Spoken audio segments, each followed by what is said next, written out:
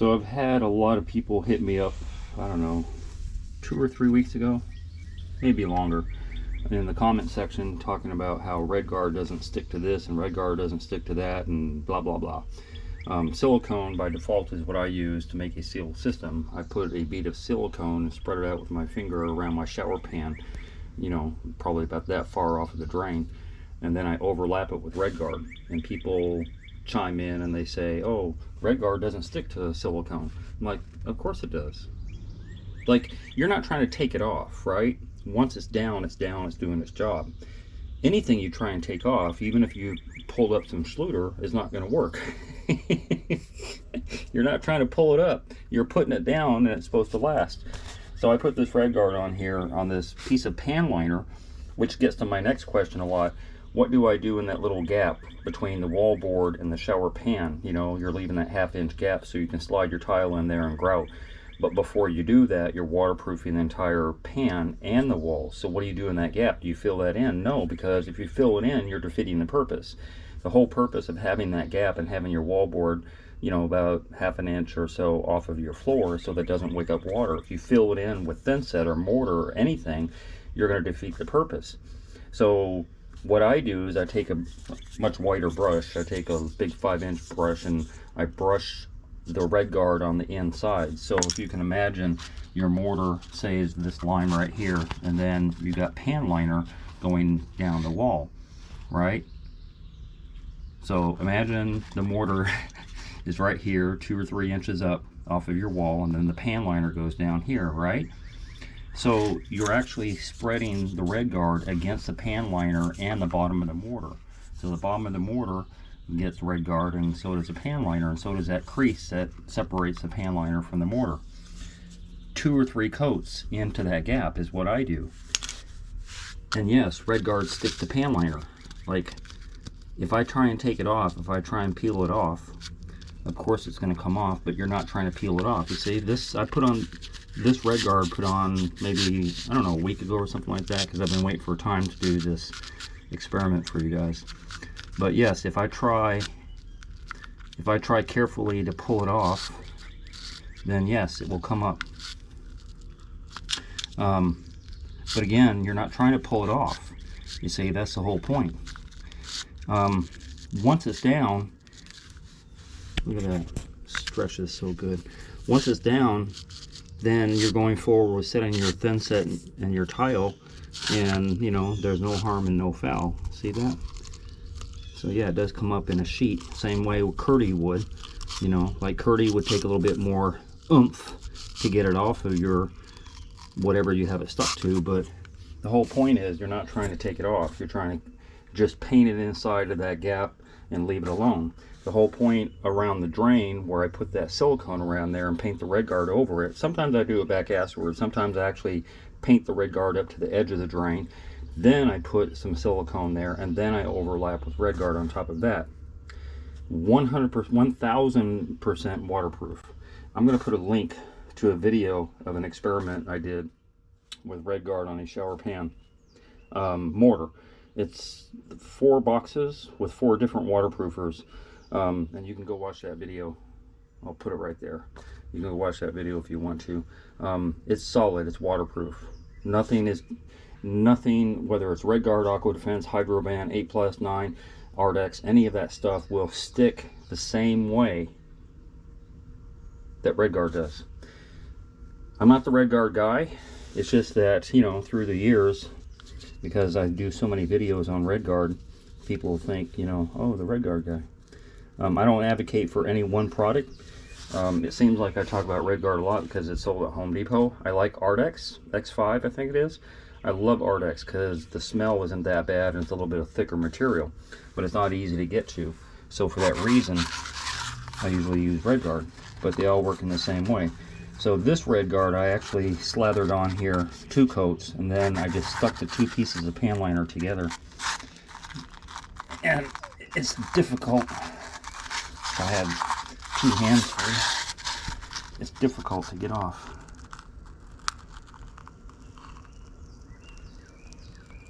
There's never any kind of tension or force or anything that's going to be used when you're building your shower. You know, And then another point I want to make too while I'm doing this stretching of this Redgard that is stuck on here, that it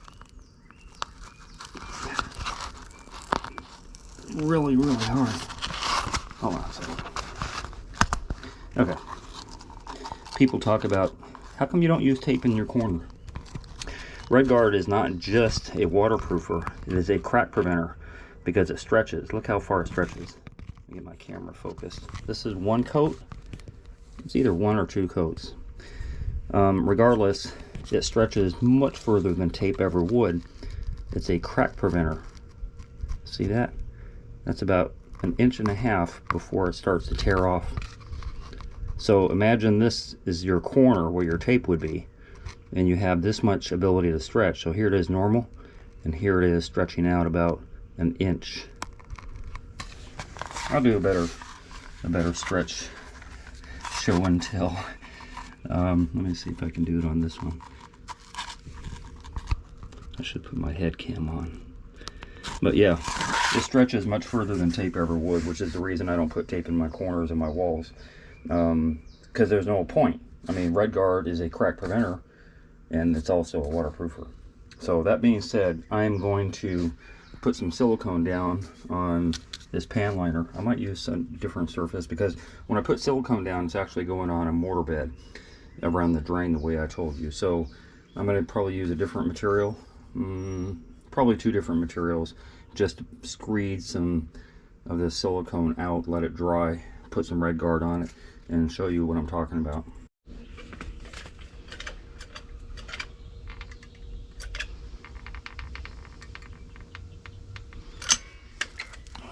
Let's see, I'm gonna do it right on this side here.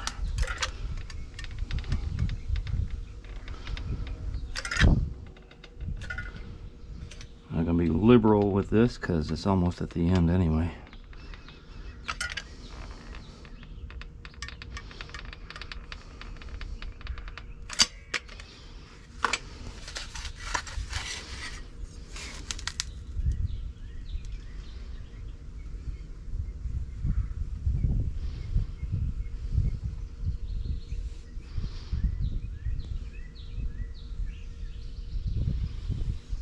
Is that enough?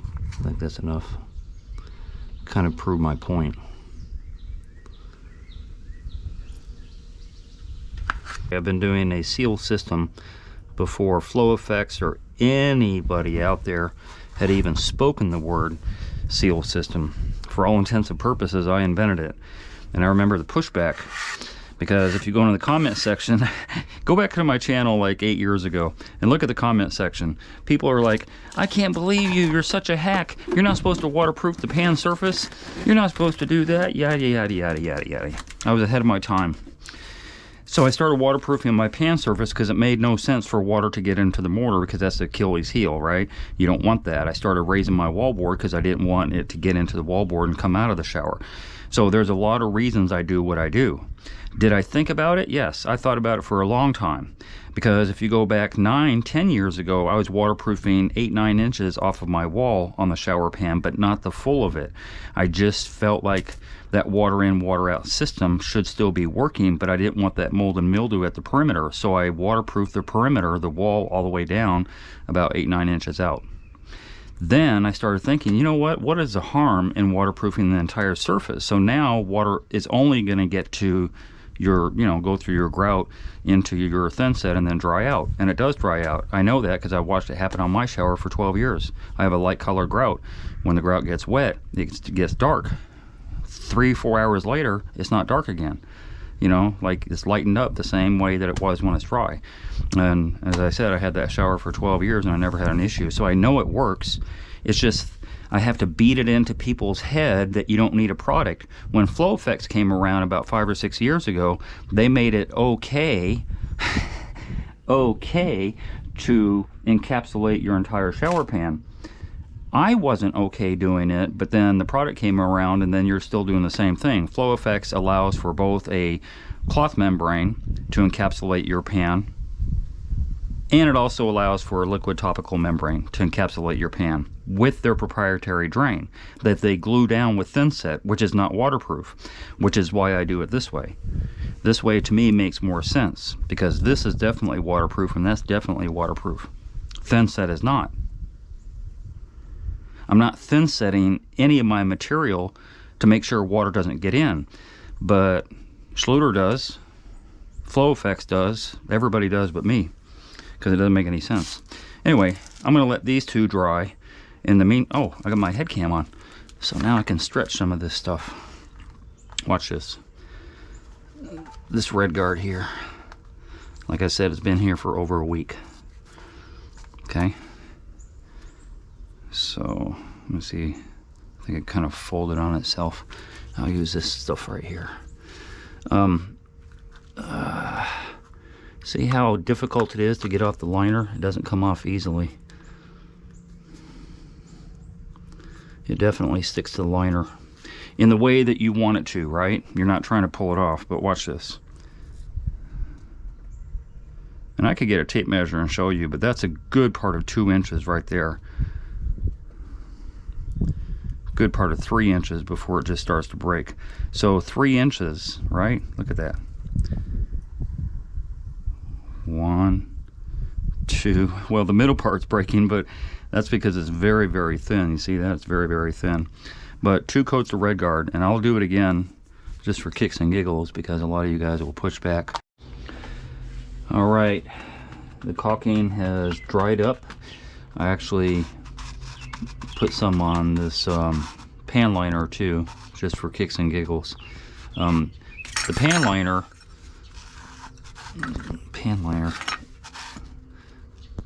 is going to come up pretty easily. Again, you're not trying to take it off of there, but when people say I want to do some caulking in that little gap, yeah, you can do some caulking. This is how it's going to end up. It'll still stick, but you know, if you try to remove it, I guess that's the whole point of the video. Anything that you try to remove is going to remove. I remember seeing a video a couple years ago about this guy saying how Redgard was garbage because he was peeling it off his wall after he painted it on. And I'm like, what a dumbass. Like, you're not supposed to be peeling it off. You're supposed to leave it on. I don't know. My take on it. Anywho, now this is basically a much larger version of how I do a seal system, because, you know, obviously I'm not using this much caulking. But when I paint over, when I overlap with the Redgard, which is, I'm using a brush, you know, when I do this, this is exactly what I'm doing. And usually it's 2 coats. So this would be 1, and then I put a secondary coat on. I'll bring this mirror over. I did this mirror also with some Redgard, and it really took a lot for me to kind of dig in.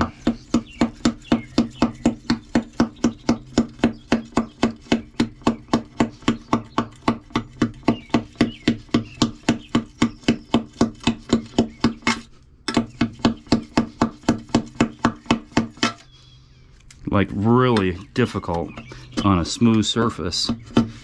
This is only 1 coat. I just slathered it on there with a brush. Just 1 coat.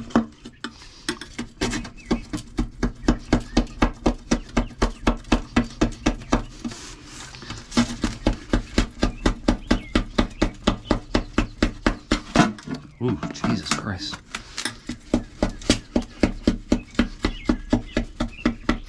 It's not going anywhere easily. Like, it just isn't going anywhere really easy. I mean, you literally have to put some pressure on it to pull it off. Even that, it was just stretch to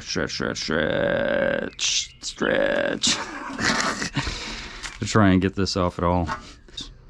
And for 9 years, I've never had an issue with it. I've never had the bubbling that you see on some experiments on YouTube. I've never seen the blistering where the water the water has gotten into the Redgard and there's little blisters that you can pop. Never seen that. I've never seen it crack.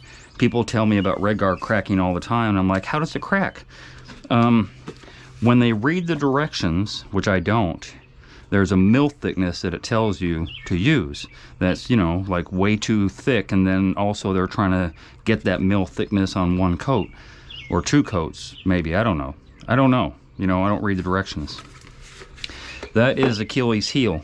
If it fails, it's because of operator malfunction. The way I apply it, I don't look at the directions, I just apply it by rational, logical, critical thinking. And it's never failed me. So I'm going to show where this Redgard, it sticks to the silicone. So I'm going to say this, as I take off this one little coat of Redgard off of the silicone, yes, it peels away relatively easily. You see it?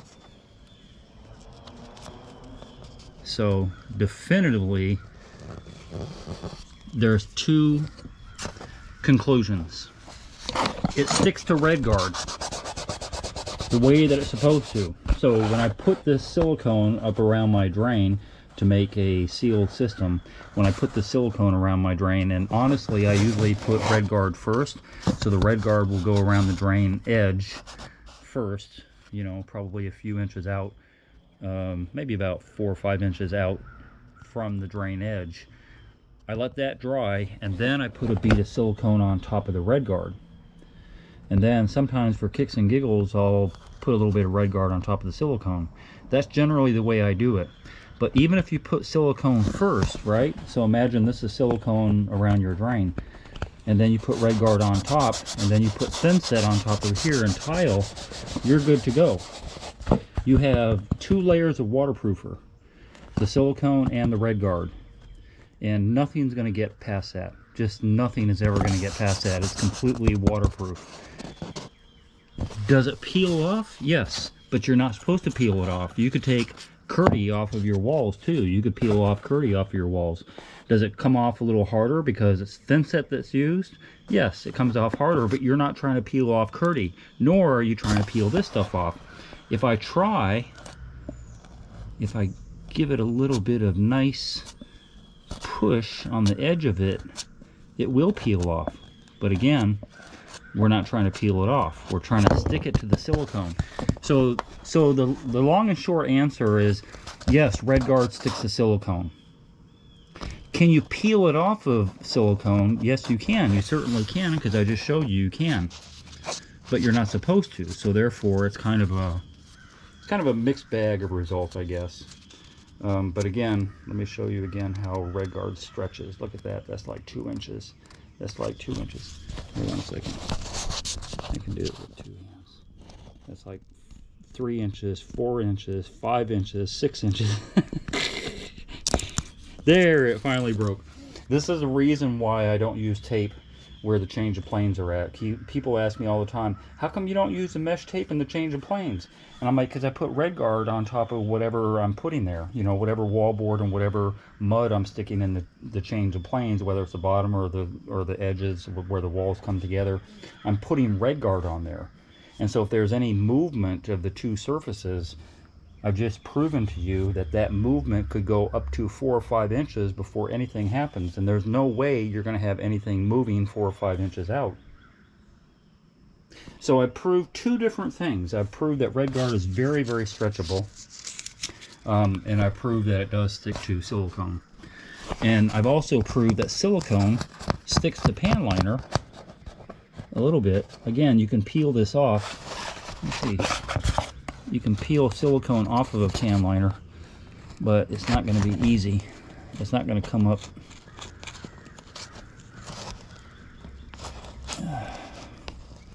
You got to put some effort in. And again, you know, this is assuming worst case scenario where I don't know what that looks like. I don't know the worst case scenario how Redgard or silicone would disadhere from anything that's underneath all your build. I don't see it. You know, if you see any scenario like that, put it in the comment section, because I'd love to hear where any of this stuff could fail up underneath all your material, up underneath your thin set. You know what? I should stick thin set. No, I don't need to do that. I know thin set sticks to Redgard. I'm not concerned about that. I like doing experiments because, you know, again, I'm a maverick and I do things differently, and I use common sense, and I use logic, and I use critical thinking in all of the ways that I do things. I don't follow the rules because if I did follow the rules, I'd have blisters on my Redgard, because it would be like the mil thickness that they want you to do on the instructions. But when you start following instructions on Redgard, on a lot of different products out there, when you start following instructions, that's where you fail. And there's enough experiments of failures of Redgard because they read the directions. I don't read the directions. And I've never had a failure. And I've never seen blistering of Redgard. I've never ever seen that except on Isaac's video. I've never seen cracking of Redgard except on Isaac's video. And I think Steve did a video where Redgard cracked too, because they put it on, they slathered it on so thick and never let it dry. It's not supposed to go on that thick. It's supposed to go on thin. You know, one little coat, let it dry. Another little coat, let that dry. Like I have here, 2 coats of Redgard on here. And, you know, as thin as this is, trust me, it is waterproof 100%. So I'm not concerned whatsoever about, look at that. I could set water on top of this. You know what? I might do that. I might make a little soap dish or something like that. No, I'm not going to do that. I'm done with the experiments. I don't do these experiments to show or to prove to myself that these products work, and that my own sealed system that I invented way before sealed system was even a term. Like, I literally started doing a sealed system 10-12 years ago before it was a term. I was getting pushback on it, and now everybody talks about sealed system, and now there's a product to make that happen with flow effects, which I don't need a product to make that happen because I already invented my own way of doing things. I'm going to reference this video anytime I get a comment in the future about, hey Bob, Redgard doesn't stick to silicone. Yes, it does. Here, there's a link to my video. This one right here. It comes off, but it's a little harder to take it off pan liner than it is off of silicone. And once again, we're not trying to take it off, we're trying to put it on and leave it for it to serve the purpose that is intended.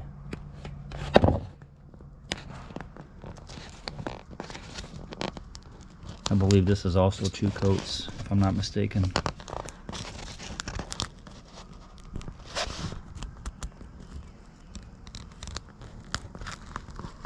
Yeah.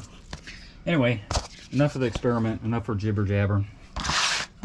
I've proven everything I need to prove, and you know, going forward, I'm still going to do my showers the same way I've been doing them because they work. Hey, if you enjoyed that video and you learned something, consider being a Patreon member. $5, $10, $15 a month would help me greatly produce more videos. I make nothing from YouTube at all. If you're going to call me for advice, please donate $50 for 30 minutes. My link to my PayPal and my Patreon account is down below. And if you haven't already, hit the subscribe button and hit the bell so you get immediate notifications as soon as I post videos. And thank you very much for your support.